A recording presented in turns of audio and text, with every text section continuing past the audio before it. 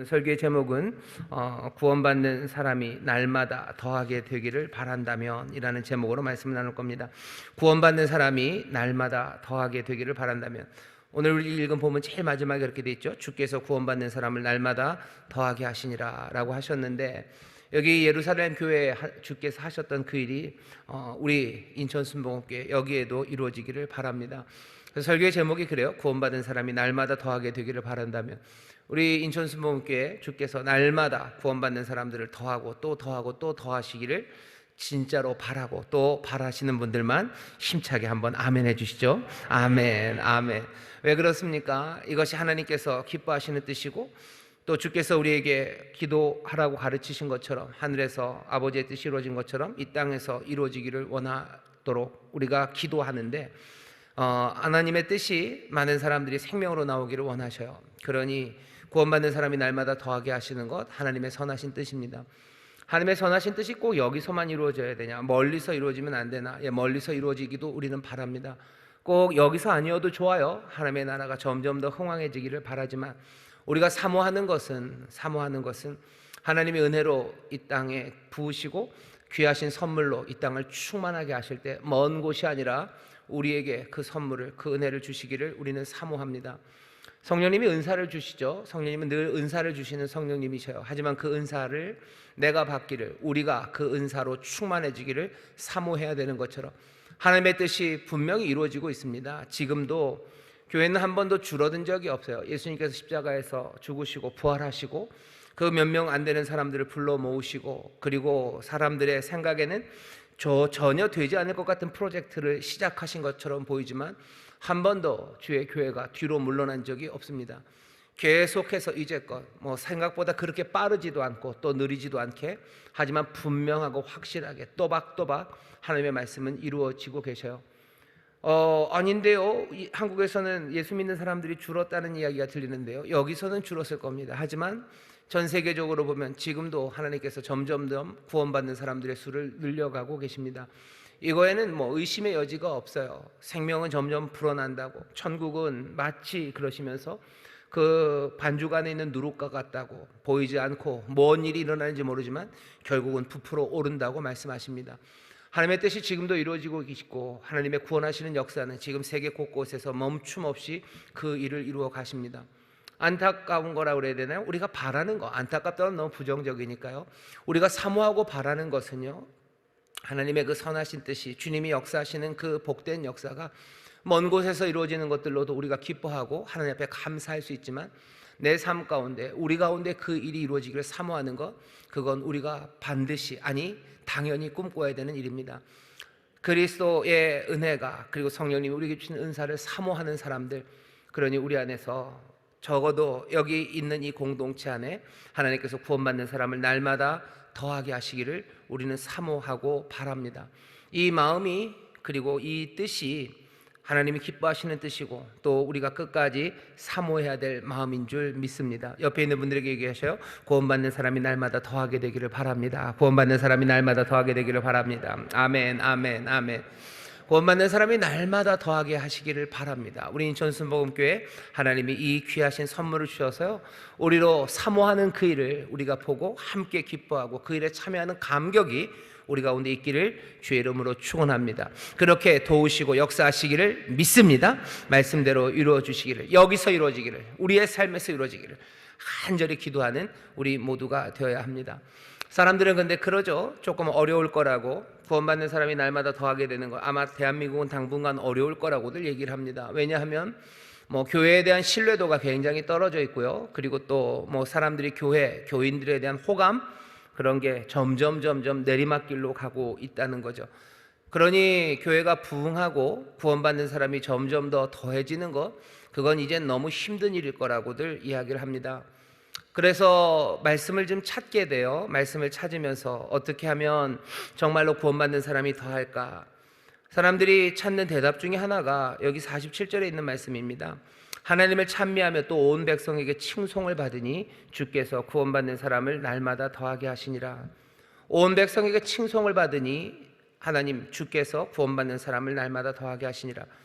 문제가 여기라는 거죠. 온 백성에게 칭송을 받는 것 대신에 미움을 받고 사람들의 호감 대신에 비호감이 되었으니 주께서 구원받는 사람을 더하지 않으실 것처럼들 이야기를 합니다. 그러니 문제의 해결은 뭐냐면 온 백성에게 칭송받는 교회, 많은 사람들에게 신뢰와 그리고 호감을 주는 교회, 그런 교회가 되기를 사람들이 바라면서, 그러면 구원받는 사람을 점점점 더해 주셔서 교회가 부흥되고 믿는 사람들이 점점점 더 많아질 거라고 생각들을 하고 또 그렇게 노력들을 합니다. 그런데 47절의 말씀을 우리가 좀 잘 읽어야 될 것 같습니다. 그래서 오늘 설교의 제목이 구원받는 사람이 날마다 더하게 되기를 바란다면 이라고 제목을 정했습니다. 자, 한번 들어보시죠. 사도행전에 나오는 이야기들은요, 그냥 논문은 아닙니다. 논문이 아니에요. 그러니 교회가 부흥하기 위해서는 1, 2, 3, 4 이렇게 하면 된다, 그런 식으로 가르치지 않습니다. 그냥 주께서 날마다 사람을 더하셨다라는 사건 하나를 얘기할 뿐이에요. 그리고 그 앞에 이 믿음의 사람들이 어떻게 살았는지를 그냥 보여줄 뿐이에요. 그리고 그것들을 논리적으로 딱 연결해서 이 논리의 관계는 이거다라고 쓰지 않아요. 그냥 사건들을 기록할 뿐이죠. 말씀이 처음 전해졌을 때 성령이 임해요. 그러면서 사람들이 방언을 합니다. 그렇게 얘기를 하지, 처음 믿는 사람들은 무조건 방언을 해야 된다라고 설명하지 않아요. 복음이 증거될 때 하나님 또 믿음의 사람들이 기도할 때 기적이 일어났다라고 쓰죠. 기도하면 기적이 반드시 일어난다라고 설명하지 않습니다. 어떻게 보면 모델을 보여주는 거예요. 자, 이렇게 된다라고 보여주는 거죠. 그리고 그 논리적인 관계를 아주 구체적으로 설명하지는 않습니다. 그래서 순복음교회 같은 경우에는요, 성령님이 임하셔서 성령의 세례를 받는 표적으로 방언을 이야기해요. 하지만 다른 교단에서는 그렇게 얘기하지 않습니다. 성령이 임하셔서 꼭 방언을 다 하는 건 아니다. 근데 우리는 어떻게 얘기하냐면요, 사도행전을 보라는 거죠. 사도행전 보면 성령이 임할 때마다, 성령이 임하실 때마다, 특별히 에베소 교회 너희가 믿을 때 성령을 받았느냐라는 말 들었을 때 우리는 성령이 있는 걸 듣지도 못했습니다. 바울이 그래서 다시 가르치니 성령이 임하고 에베소 사람들이 방언하기 시작했어요. 그런 걸 보면 꼭 구원한 후에 성령이 다시 두 번째로 임하신다라고 논리적으로 아니면 논문처럼 쓰지는 않아요. 하지만 그 이야기들이 우리에게 보여주는 건 잘 봐라 하는 거죠. 자 봐라, 자 봐라, 성령이 임하시면 사람들이 방언한다. 그래서 우리 교단 같은 경우는 성령이 임하시는 그 특별한 선물이 우리에게 주어질 때 구원받는 시간과는 조금 다른, 구원의 시간에 성령님이 분명히 역사하시는 건 맞지만 그 시간 그 이후에라도 동시에 올 수도 있고 시간이 떨어질 수도 있지만 구원받고 예수를 믿는 것과는 조금 다른 방식으로 성령의 충만한 그 능력이 임할 때 어쩌면 그 표적처럼 성령이 오셨다는 그 사인으로 우리에게 방언을 주신다라고 우리는 가르칩니다. 그게 사도행전을 읽는 우리 교단의 방식이에요. 여기 사실은 사도행전 2장에 있는 말씀도 우린 그렇게 읽습니다. 교회의 부흥을 위해서는 스텝 1, 2, 3 이렇게 하면 교회가 부흥한다 이렇게 되지는 않아요. 하지만 이런 일들을 하고 있어요. 그러니 그 다음에 붙은 건 주께서 구원받는 사람들의 수를 날마다 더하셨다라는 걸 보면서 이렇게 하고 그러면 또 하나님이 주께서 이렇게 우리에게 선물을 주시는구나 라고 우리는 이 이야기를 마음에 받으면서 이 모델을 따라갑니다. 그러니 우리에게 주어진 건 모델이에요. 이런 거구나, 이런 거구나 하는 거예요. 부흥이, 구원받는 사람이 날마다 더하게 하시는 그 주의 역사가 일어나는 그 상황들을 살펴보는 겁니다. 오늘 말씀을 좀 이해하시려면요, 우리 지금 성경에는 영어 성경도 그렇고 한국말 성경도 그러는데요, 여기 47절이 그냥 쭉 붙어 있습니다. 하나님을 찬미하며 또 온 백성에게 칭송을 받으니 주께서 구원받는 사람을 날마다 더하게 하시니라 라고 되어 있는데, 사실은 47절은 두 문장입니다. 주께서 구원받는 사람을 날마다 더하게 하신다라는 건 한 문장으로 떨어지는 거예요. 자, 42절이 한 문장입니다. 오늘 읽은 본문이요. 거기서 마침표를 찍어야 돼요. 사실은요, 거기 우리나라 말로도 그냥 힘쓰니라 하고 맞춰 있죠. 여러분 성경을 보면, 여러분 성경을 읽으시면요, 마침표가 좀 없죠. 마침표, 쉼표가 없죠. 왜 마침표를 잘 안 찍냐면요, 그러니까 원래 있는 말에서 그거를 그대로 옮겨놓기가 어려워요. 그리고 거기에 구두점들이 그렇게 딱딱 찍혀 있지가 않습니다. 그러니 구두점을 찍는 게 좀 부담스러워요. 그래서 여러분들 성경을 쭉 읽어보면 여기 보면 마침표가 있어야 될 것 같은데 마침표가 없습니다. 그렇지만 우리가 마침표가 어딘지를 좀 확인할 필요는 있어요. 42절 끝에가 한 문장 끝납니다. 그리고 43절 보셔요. 거기 보면 많이 나타나니라고 돼 있지만 거기서도 마침표로 끝나는 겁니다.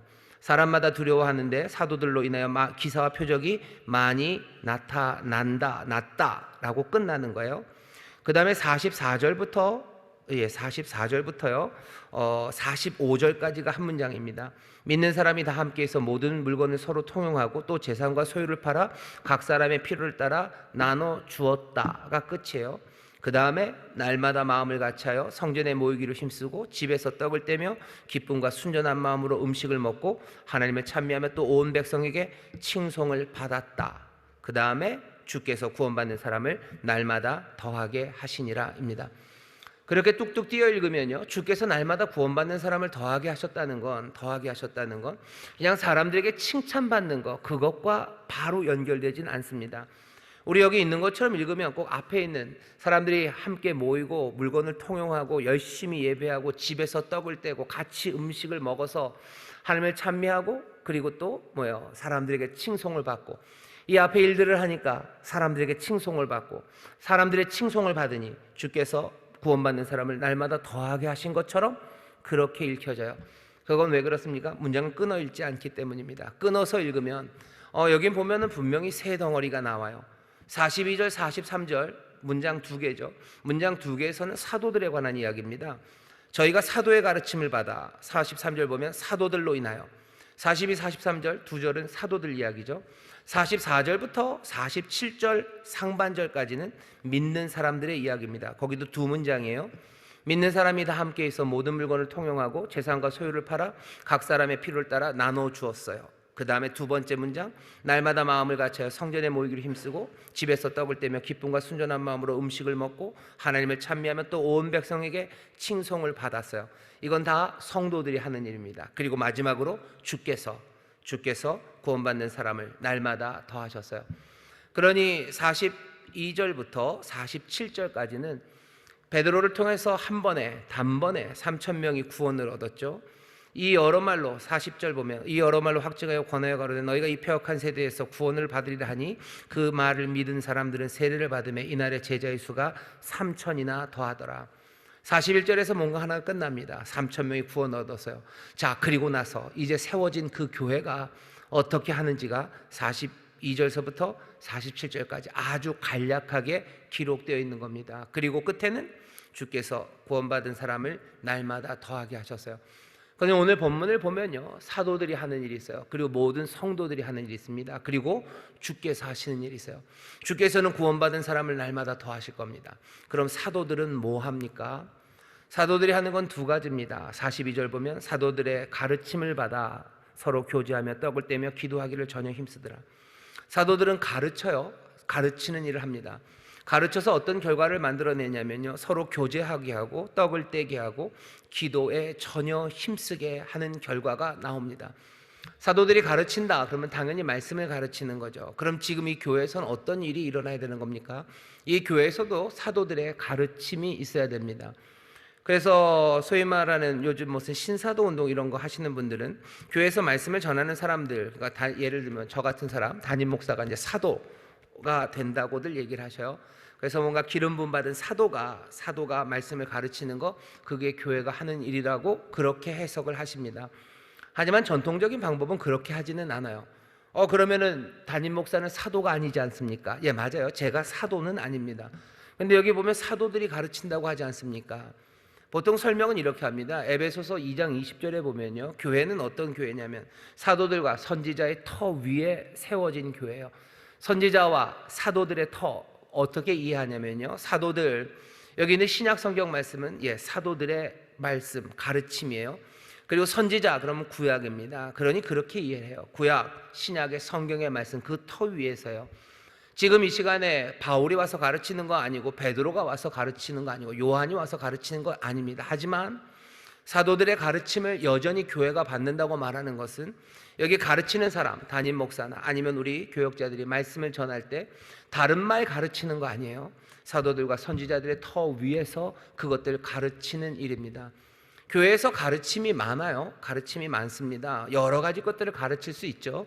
제가 여러분들에게 뭐 경제학을 가르칠 수도 있고, 미술을 가르칠 수도 있고, 음악을 가르칠 수도 있고, 뭐 정치를 가르칠 수도 있고, 뭐 한국 역사를 가르칠 수도 있어요. 하지만 교회가 주께서 구원받는 사람들의 수를 날마다 더하시고 하나님의 뜻을, 그리고 그리스도의 몸인 교회가 정말로 점점점 자라나서요, 온 땅에 있는 모든 영혼들을 다 그 안에 품을 수 있는 그런 충만함으로 그리스도의 머리까지 자라나기 위해서 여기 우리에게 보여주는 패러다임입니다. 모델이에요. 사도들이 가르쳐야 돼요.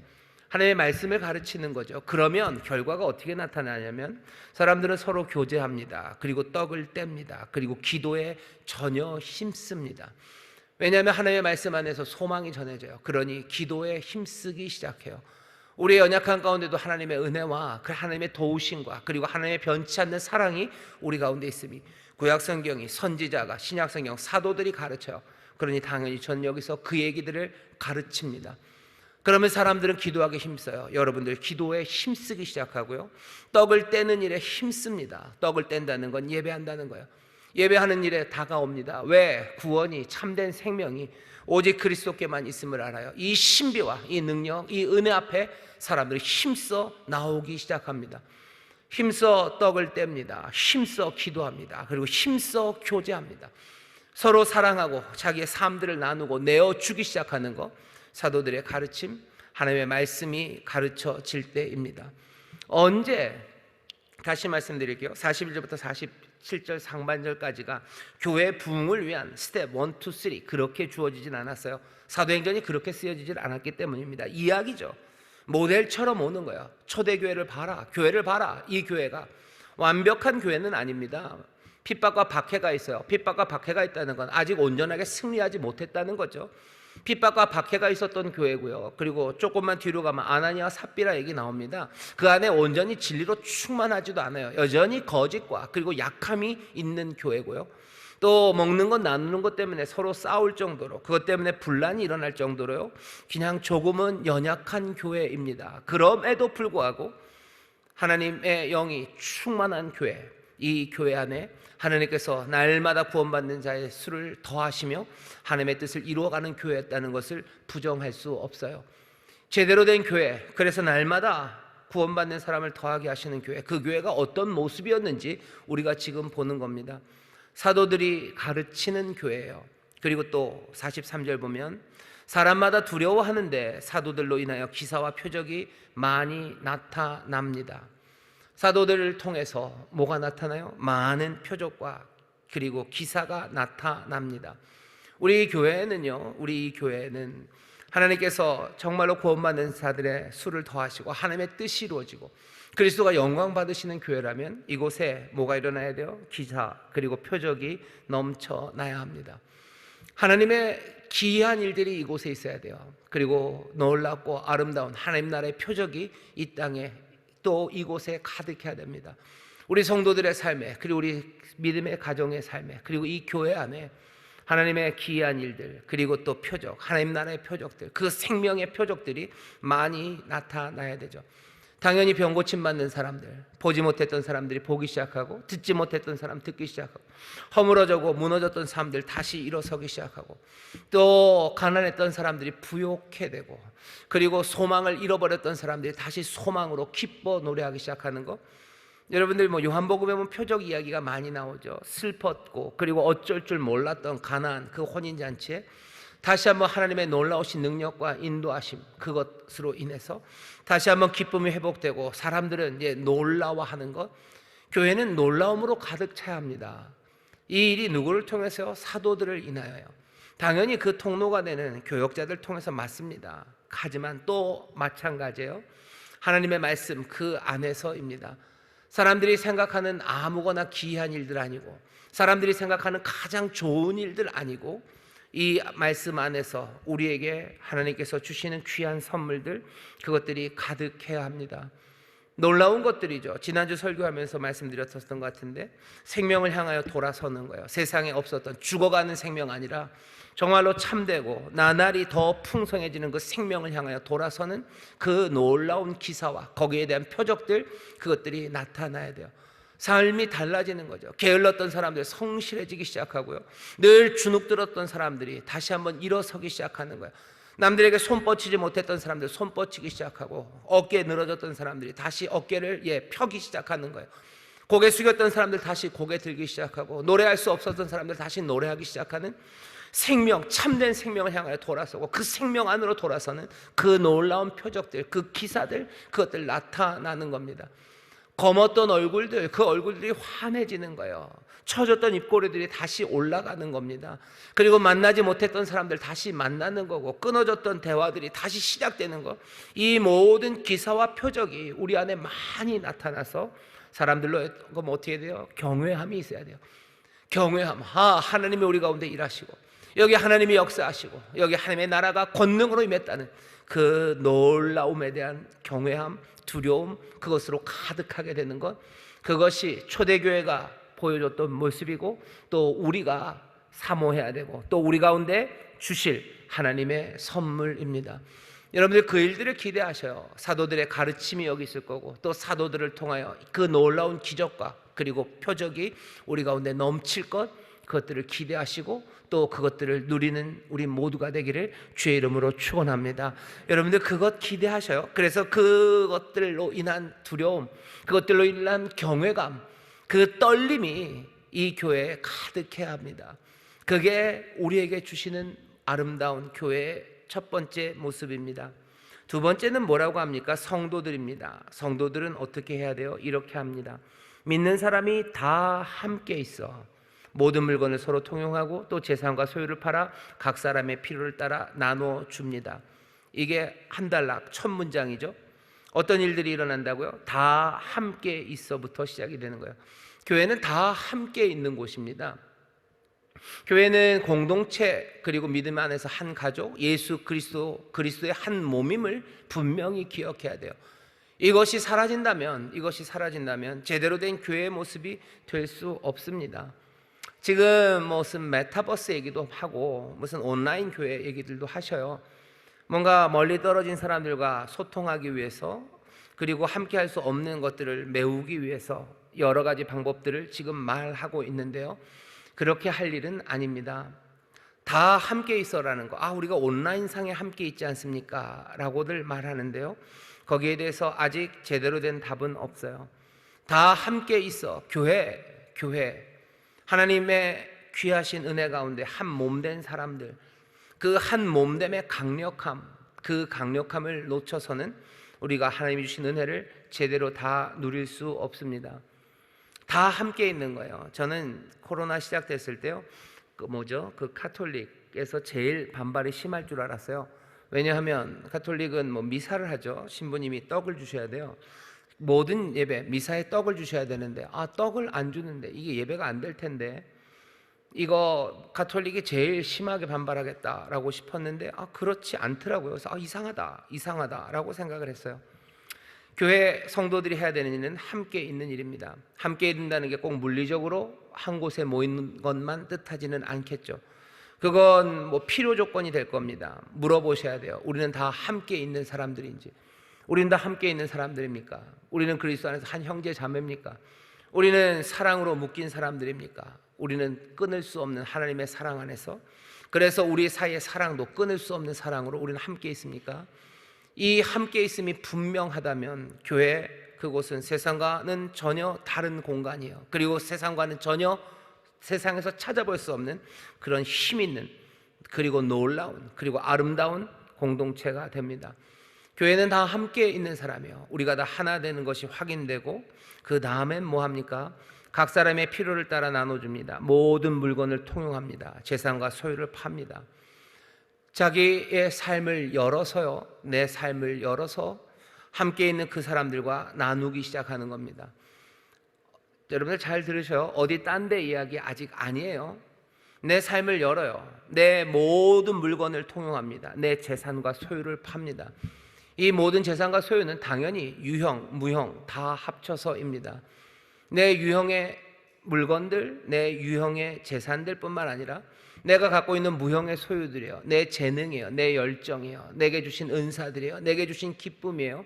그리고 내게 주신 은혜입니다. 그리고 내게 주신 소망이에요. 내게 주신 공간이에요. 내게 주신 물질이에요. 내게 주신 근육의 힘입니다.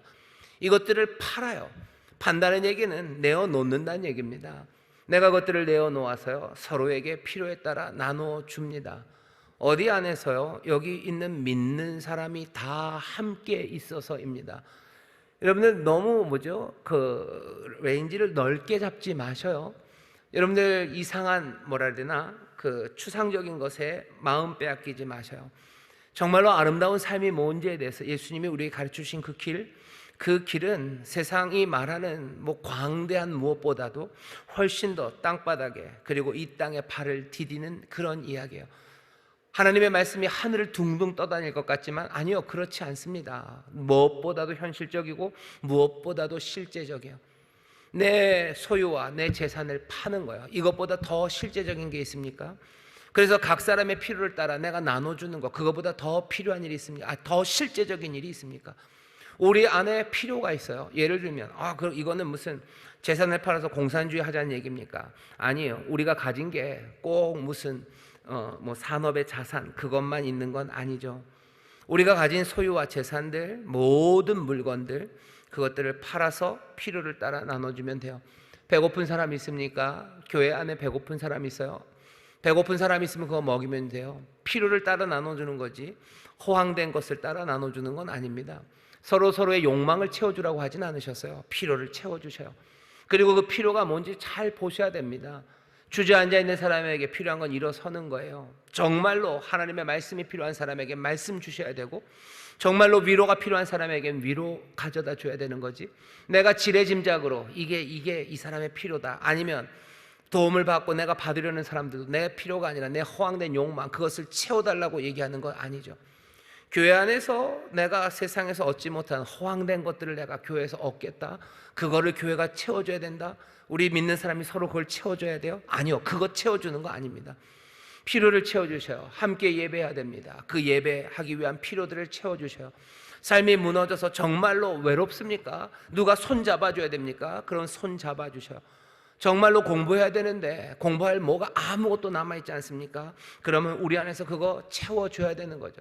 장례를 치러야 되는데 정말로 장례 치를 돈이 하나도 없어요? 그 필요를 채워야 되겠죠. 내 아이가, 아니면 우리 구역 식구가 정말로 병들어서 병원비가 없어서 쫓겨날 판이에요. 그러면 뭐 해야 됩니까? 그건 필요해요. 무슨 허황된 거 아니죠. 무슨 코를 높이려고 하는 거 아니잖아요. 아니면 세상에서 받지 못한 존중을 내가 받겠다고 하는 거 아니잖아요. 그 필요를 채우기 위해서 내가 재산을 팔아야 된다면, 내 소유를 팔아야 된다면 내가 그것을 파는 겁니다. 어디 가서 꼭 요즘은 팔 필요는 없어요. 왜냐? 대부분의 여러분들의 자산이 그 유동성이 있는 것들로 다 환원이 되어 있기 때문입니다. 지금 같은 경우에는 뭘 꼭 팔아야 됩니까? 꼭 집을 팔아서 도와야 될 필요 없죠. 다들 뭘로 와요? 돈으로 옵니다.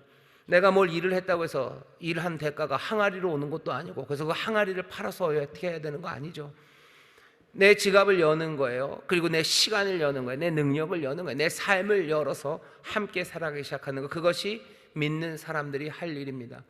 교회는 뭐해요? 믿는 사람들이 다 함께 있어서요, 자기의 모든 물건을 통용하고 재산과 소유를 팔아서 각 사람의 필요를 채워주기 시작하는 것, 그것이 교회가 하는 일이에요. 왜 교회는 그렇게 합니까? 한 형제 자매이기 때문에 그래요. 그리고 주께 소망이 있기 때문에 그래요. 그리고 세상에서 어떤 것도 두려워하지 않기 때문입니다. 두려움과 염려함이 없어요. 그러니 남들의 필요를 채울 수 있습니다. 사랑으로 그 일할 수 있는 거, 교회가, 그리고 그리스도의 사람들이 할 수 있는 일이에요. 성령으로 충만해서 하나 된 사람들, 그 사람들이 할 수 있는 일입니다. 교회는 다 함께 있어요. 그리고 어떻게 한다고요? 사람들의 필요를 채우기 위해서 얼마든지 내 지갑을, 내 삶을 열어서 줍니다. 내 재능을 줍니다. 내 힘을 줍니다. 내게 주신 은사와 선물, 은혜, 그것들을 나눕니다. 그 다음에 뭐라고 되어 있습니까? 다음 문장이 46절이죠. 두 번째 성도들에 관한 두 번째 문장입니다. 46절 보면, 날마다 마음을 같이하여 성전에 모이기를 힘쓰고, 날마다 마음을 같이하여 성전에 모이기를 힘쓴대요. 여기 성전이 무슨 하나님의 영이 계신 곳이 성전이다, 그렇게 애매하게 얘기하실 필요 없어요. 여기 있는 성전은 그냥 딱 예루살렘 성전입니다. 예루살렘에서 이제 예수님을 믿기 시작한 이 사람들이 어디로 가요? 성전으로 갑니다. 예루살렘 성전? 거긴 유대인 종교. 아니, 이 사람들은 거기가 유대인의 종교 그렇게 생각하지 않아요. 거기 주가 계신 곳이에요. 성전으로 갑니다.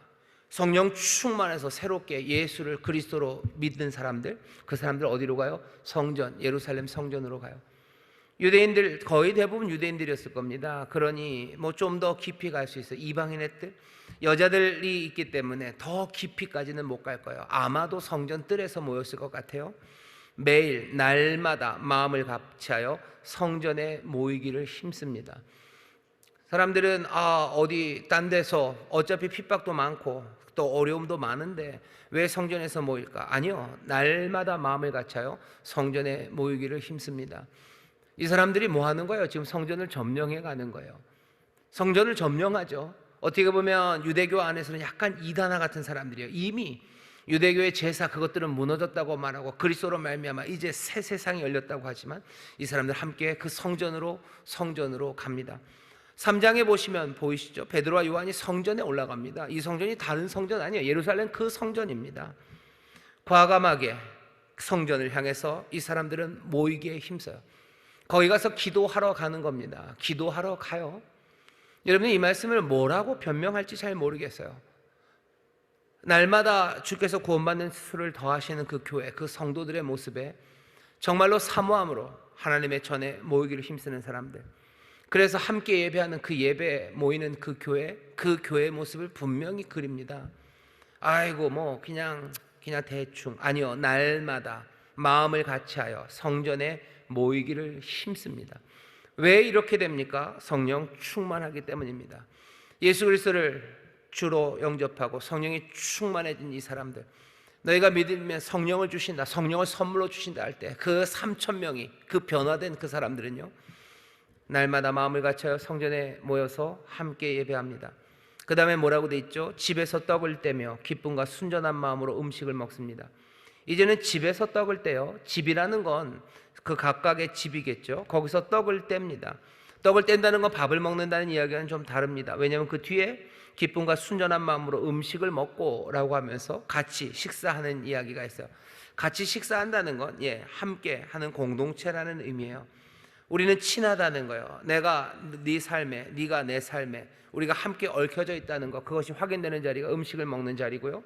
그 앞에 뭐라고 되어 있습니까? 집에서 떡을 뗀대요. 떡을 뗀다는 이야기는 떡을 먹는다고 하지 않아요. 떡을 뗍니다. 여기 뗀다는 얘기는 깨뜨린다는 거예요. 찢는다는 얘기죠. 예수님께서 마지막 잡히시기 전날 밤에 제자들에게 하셨던 바로 그 일입니다. 떡을 그냥 주지 않으셨어요. 떡을 찢으셨어요. 떡을 깨뜨리셨어요. 그리고 계속해서 교회는요, 그 일을 떡을 찢었다고, 떡을 깨뜨렸다고 말합니다. 집에서 떡을 뗍니다. 집에서 떡을 찢습니다. 그렇죠? 이상한 말이죠. 집에서 왜 떡을 찢는다고 얘기합니까? 왜 집에서 떡을 깬다고, 깨뜨린다고 얘기해요? 바로 주님께서 하셨던 그 일, 교회가 예배 때마다 했던 그 일을 어디요? 집에서 떡을 뗍니다. 집에서 예배하는 거예요. 당연히 가족들 예배하는 거예요. 가정 예배 드리는 거고요. 그 집에, 그 주변에 있는 예루살렘, 전체 예루살렘의 사람들은요, 날마다 성전에 모여요. 그리고 또 뭐요? 집에서 떡을 뗍니다. 우리식으로 말하면 가정 예배예요. 그리고 구역 예배입니다. 집에서 떡을 뗍니다. 집에서 떡을 떼요. 내 삶의 자리에서 함께 예배합니다. 가족이, 그리고 또 그리스도 안에서 한 형제 자매된 그 주변에 있는 가족들이 함께 집에서 떡을 떼요. 그리고 기쁨과 순전한 마음으로 음식을 먹습니다. 그 다음엔 어떻게 한대요? 계속 이어집니다. 아직 문장이 끝나지 않았어요. 하나님을 찬미합니다. 또 온 백성에게 칭송을 받습니다. 하나님을 찬미합니다. 왜 찬미합니까? 하나님이 우리에게 베푸신 놀라우신 은혜, 하나님이 우리에게 주신 귀하신 선물, 우리를 향해 품으신 그 선하시고 아름다우신 뜻, 그것을 인하여 하나님을 찬미하죠. 하나님의 은혜, 그 은혜와 선물, 그것이 즐겁고 행복해요. 그러니 하나님을 찬미합니다. 그 다음 문제적인 구절이죠. 오늘 설명하려고 하는, 하나님을 찬미합니다. 또 온 백성에게 칭송을 받습니다 라고 되어 있어요. 온 백성에게 칭송을 받는다라는 이 이야기를 여러분들 조금 제가 설명을 좀 해야 됩니다. 여기서 칭송을 받는다고 한 말이요, 그냥 카리스입니다. 많이 들어보셨죠? 카리스, 뭐 은혜 아니면 호의, 뭐 이렇게 번역되는 말이에요. 카리스, 은혜라는 뜻이에요. 칭송이라고 번역하기에는 조금 거리가 있습니다. 온 백성에게 카리스, 은혜 그리고 호의를 받아요. 그런데 여기 온 백성에게 칭송을 받는다는 이야기는 이런 거죠. 백성들로부터 카리스를 받는다고 돼 있어요. 근데 사실은 헬라어를 보면요, 거기에 여기 온 백성, 그러니까 프로스입니다. 온 백성을, 프로스 그러면요 향하여예요. 온 백성을 향하여 카리스를 이 사람들이 갖고 있어요. 그러니 향하여라는 뜻은요, 그러니까 프로스라는 뜻은 이 사람으로부터 온다는 뜻은 좀 아니에요. 제가 조금 찾아봤는데요, 누가복음 2장에 보면, 누가복음 2장 52절 보면 예수님께서 키가 크시고 잘하시는 이야기가 있어요. 사도행전을 쓴 누가복음도 썼죠. 누가복음 2장 52절 보면 예수는 그 지혜와 그 키가 자라가며 하나님과 사람에게 더 사랑스러워 가시더라 라고 되어 있습니다. 여기서 사랑스러워 간다라는 얘기가 원래는 카리스예요. 더 사랑스러워진다, 카리스, 그러니까 호의, 좋아함을 받아요. 그러니 사도행전 2장 오늘 말씀과 거의 비슷하죠. 사람들에게서 좋아함을 받아요. 사람들이 우리를 좋아해요. 그렇게 이해가 될 것 같은데, 사실은 2장 52절에서는요 카리스 그 뒤에 붙어있는 전치사가 뭐냐 하면 파라입니다. 파라, 프로스가 아니에요. 뭐뭐로부터, 뭐뭐 옆에, 이런 뜻이에요. 그러니까 하나님으로부터 카리스를 얻어요. 이렇게 되면 우리가 2장 42절 47절 사도행전 말씀처럼 사람으로부터 칭송을 받아요. 이렇게 똑같이 의미가 됩니다. 근데 거긴 뭐가 돼 있어요? 전치사가 파라입니다. 프로스가 아니에요. 만약에 그냥 프로스라는 의미로 한다면요, 이 은혜, 카리스는요 사람으로부터 우리에게 오는 게 아니고요, 우리로부터 이 모든 사람들에게로 프로스, 가는 겁니다. 그렇게 이해하고서 오늘 사도행전 말씀을 읽으면 이렇게 되는 거죠. 하나님을 찬미해요. 그리고 또 온 백성에게 카리스를 향하게 합니다. 카리스가 은혜고 호의라면 무슨 뜻이 되겠어요? 하나님을 찬미하게 하셨던 그 은혜를 어떻게 한다고요? 프로스, all the people이에요. 그 모든 사람에게 향하게 합니다. 거기서 문장이 끝나요. 이러면 무슨 얘기인지가 성도들이 할 일이 딱 생각이 그냥 뚝뚝뚝뚝 떨어져 가죠. 이 사람들은 뭐 하는 사람들이요? 다 함께 있는 사람들이에요. 자기의 삶을 열어서 서로가 필요를 채워주는 사람들이에요. 날마다 성전에 모여서 함께 예배하는 사람들이고, 또 그 집에 모여서 함께 가정이, 구역이 예배하면서 기쁨을 함께 나누는 사람들이에요. 이 사람들은 하나님의 은혜를 찬미하는 사람들이에요. 그리고 그 은혜를 누구에게? 모든 사람들에게로 향하게 하는 사람들이에요. 그렇게 살아갑니다. 그리고 마침표가 찍히고 그 다음에 주께서 날마다 구원받는 사람들을 더하게 하셔요. 이 모델이 우리 가운데 보여진다면 우리는 세상의 칭찬 아니면 사람들의 호감, 그것을 위해서 애쓰는 사람들은 아닙니다. 그래야 하나님이 우리에게 구원받는 사람을 더하시는 건 아니에요. 오히려 사람들에게 모든 사람의 칭송을 받기를 사모해야 될 이유가 없어요. 반대입니다. 모든 사람에게 카리스, 그 사랑을, 은혜를, 그 선물을, 그 호의를 그 사람들이 향하여 주는 사람들이에요. 우리가 받은 카리스가 뭔데요? 하나님을 찬미하게 된 그 이유와 같을 겁니다. 하나님을 왜 찬미합니까? 우리에게 주신 카리스 때문에 그래요. 우리에게 주신 선물, 우리에게 주신 은혜, 우리에게 주신 호의는 어떤 것들이죠? 우리에게 주신 선물은 성령님이셔요. 우리에게 주신 선물은 생명으로 돌아서는 거예요. 우리에게 주신 건 기쁨이에요. 평강이에요. 우리에게 주신 건 건강입니다. 치료입니다. 부요함입니다. 우리에게 주신 건 새로운 재능입니다. 그리고 우리에게 주신 때는 건 새롭고 또 뜨거운 열정들이에요. 삶의 뜨거움이요, 우리가 받아 가진 것은 약속입니다. 온갖 하나님이 주신 카리스가 우리에게 가득해요. 그러니 하나님을 우리는 그것으로 찬미합니다. 성령 하나님과 함께 우리에게 주시는 그 새로운 삶의 풍성한 그 샬롬들, 그 회복들, 그것들로 하나님을 찬미하고요. 그리고 그 카리스를 모든 사람들을 향하여 갖고 있는 거예요. 그러니 우리 해야 될 일은 뭐가 있습니까? 사람들에게 소망을 전하는 거죠. 우리가 받은 은혜, 그것들을 나누는 거죠. 내게 주신 건강, 그것들을 나누는 거죠. 내게 주신 부요함 나누는 거죠. 내게 주신 신령한 은사들, 그것 나누는 거죠. 내게 주신 지혜, 내게 주신 기쁨, 내게 주신 약속, 내게 주신 영원함, 이것들을 모든 사람을 향하여 그렇게 은혜를 갖고 있는 사람들. 내가 혼자 갖고 있는 건 아니야. 그거 나누는 사람들이에요. 그렇게 사는 사람들이 믿음의 사람들, 성령 충만한 사람이고, 우리는 그렇게 삽니다. 사도는 말씀을 가르칠 거고, 또 그 사도들을 통하여 말씀을 통하여 기적과 이사가 나타나고 표적이 나타날 거고, 성도들은 그렇게 성실하게 성령의 충만한 가운데 그 은혜의 감격을 찬송하며 감사하며 그것들을 사람들을 향하여 내어 보이는 사람들이에요. 성령이 우리에게 임하시면 우리가 권능을 얻습니다. 그래서 예루살렘, 유다, 사마리아 땅끝까지 이뤄서 증인이 됩니다. 증인이 되리라 라고 예수님이 어떻게 보면 간접 명령이에요. 그렇게 되게 하겠다라는 그 놀라우신 뜻입니다. 은혜를 채우시고 또 채우셔서 우리로 찬미하게 하고요, 채우시고 또 채우시고 채우셔서 세상 모든 사람을 향하여 그 은혜를 붙잡고 있게 하시는 거예요. 우리 안에 그 은혜가 가득해야 합니다. 그리고 그건 우리만 누릴 거예요? 아니요. 플러스 올더 피플, 그 모든 사람들을 향하여 그 은혜를 갖고 있는 거죠. 내게 주신 기쁨으로 나 혼자 하하호호 하라고 한 거 아니에요. 내 기쁨을 모든 백성들을 향하여 나는 그 기쁨을 갖습니다.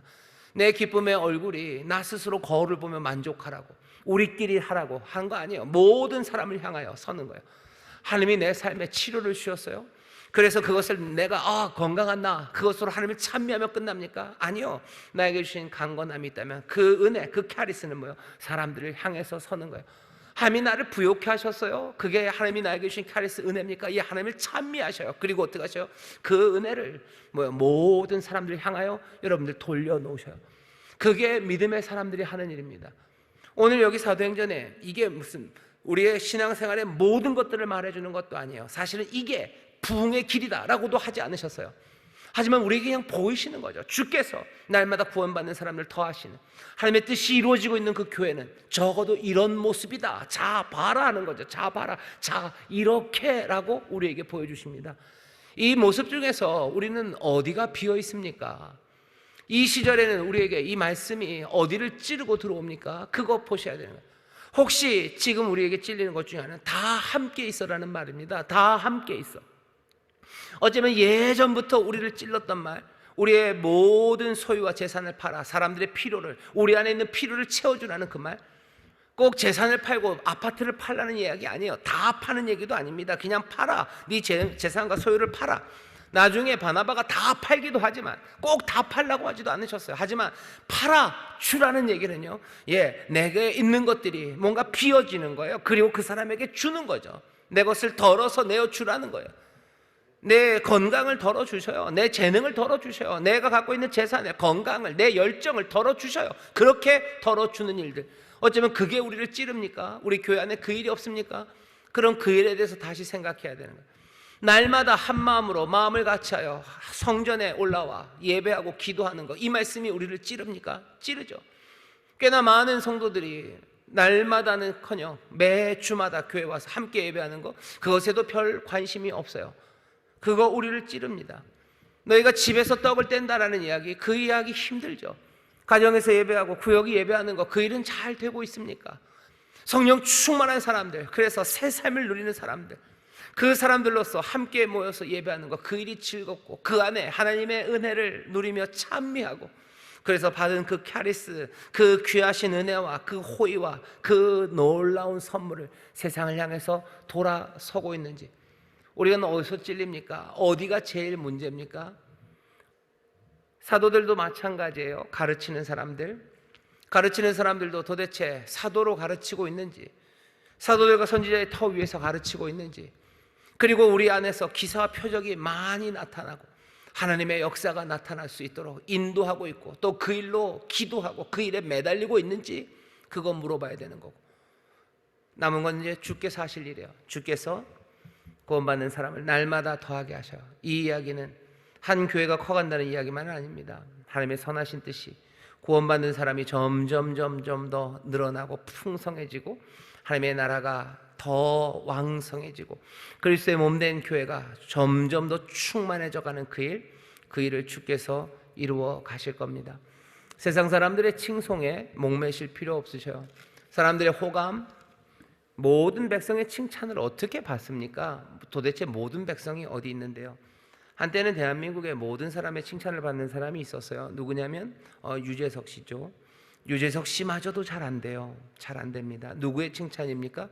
교회가 칭찬받아야 되는 모든 백성, 그건 불가능하죠. 진보 보수 거기에 따라 달라져요.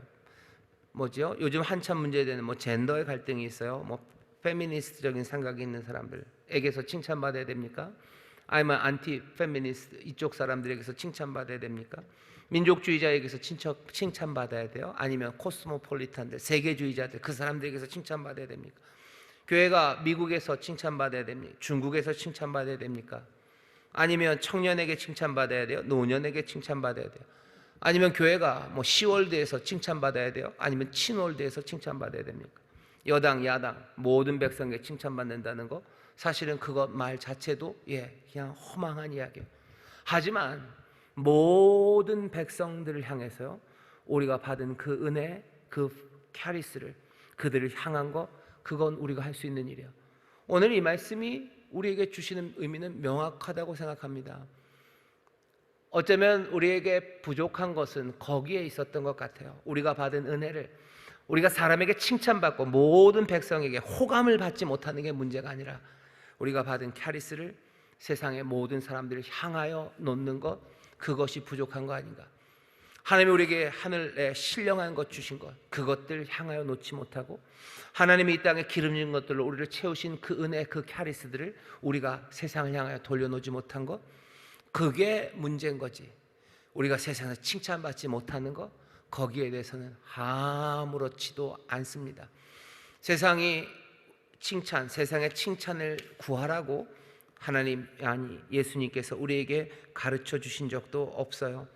그것은 추구할 일도 아니고 우리의 생각의 중심이 될 일도 아니고 우리가 노력해야 될 방향도 아닙니다. 세상에서 칭찬받을 캐리스를 받으려고 애쓰지 마셔요. 우리가 세상을 향해서 캐리스, 그것들을 내어주려고 우리가 애쓰고, 그것이 우리가 할 일입니다. 우리는 그 일이에요. 믿는 사람들은 그 일합니다. 주께서는 구원받은 사람을 날마다 우리에게 더하게 하실 겁니다. 주는 주의 일을 하실 거예요. 우리는 우리의 일을 할 겁니다. 사도들은 사도들의 일을 하게 하실 거예요. 이 모든 것들이 성령 안에서 이루어질 줄 믿습니다. 말씀 전하는 자들을 위해서 기도해 주셔요. 성령 충만해서 그 일을 하도록. 우리 모든 성도들을 위해서 기도해 주셔요. 성령 충만하여 이 아름다운, 부족하지만 아름다운 이 교회의 모습, 이 교회의 모습을, 이 성도들의 모습을 우리가 놓치지 않도록 서로를 위해서 기도해 주시고 간절히 기도하십시오. 주께서는 이제 구원받는 사람이 날마다 더하게 하시기를, 정말로 많은 사람들이 주 앞에 나와서 새로운 생명을 누리는 그 귀한 기적을, 그 은혜를, 선물을 우리로 보게 하시라고, 우리가 사모한다고, 주님 이루어 달라고 간절히 기도하고 사모하는 성령 충만한 우리 모두가 되기를 주의 이름으로 축원합니다. 기도하겠습니다. 하나님 감사합니다. 구원받는 사람들이 날마다 더해지는 꿈, 하나님 세상이 복되게 되는, 아버지 세상이 변화되는 하나님의 선하신 뜻이 이루어지는 이 놀라운 약속이 아버지 어디 먼 데가 아니라 여기 이곳에서 이루어지기를 사모하며, 아버지 하나님 그 놀라운 은혜를 우리가 보기를 원합니다. 그 영광이 우리 가운데 임하시기를 우리가 간절히 사모하오니, 주여 우리에게 들려주신 이 말씀 그대로 정말로 사도의 가르침과 그 기적과 이사가 표적이 넘치는 하나님 복된 공동체 되게 하여 주옵시고, 우리 이곳에 있는 모든 믿음의 사람들이 주여 정말로 이 말씀 따라 함께 나누며 예배하며, 아버지 하나님 흩어져 또 예배하며 하나님을 찬미하며 받은 은혜를 세상을 향하여 돌려놓는 하나님의 귀한 사람들, 믿음의 사람들 되게 하여 주옵소서. 사람의 힘과 능으로 되지 않습니다. 오직 성령의 능력으로 이 아름다운 공동체, 이 아름다운 믿음의 사람들이 서게 될 줄 믿사오니, 성령님이시여 충만하게 임하셔서 하나 되게 하시고 은혜로 채우시고 능력으로 넘치게 하여 주옵시고 하늘의 귀하신 은혜와 그 선물들을 받아 누리게 하여 주시옵소서. 바라옵나니 주여, 주께서 날마다 구원받는 자들의 수를 우리 가운데 더하게 하시기를 바라오니 주여, 주는 주의 일을 이 땅에서 속히 이루시고 또 우리 가운데서 영광 받으옵소서. 감사드리며 예수님 이름으로 기도하옵나이다. 아멘.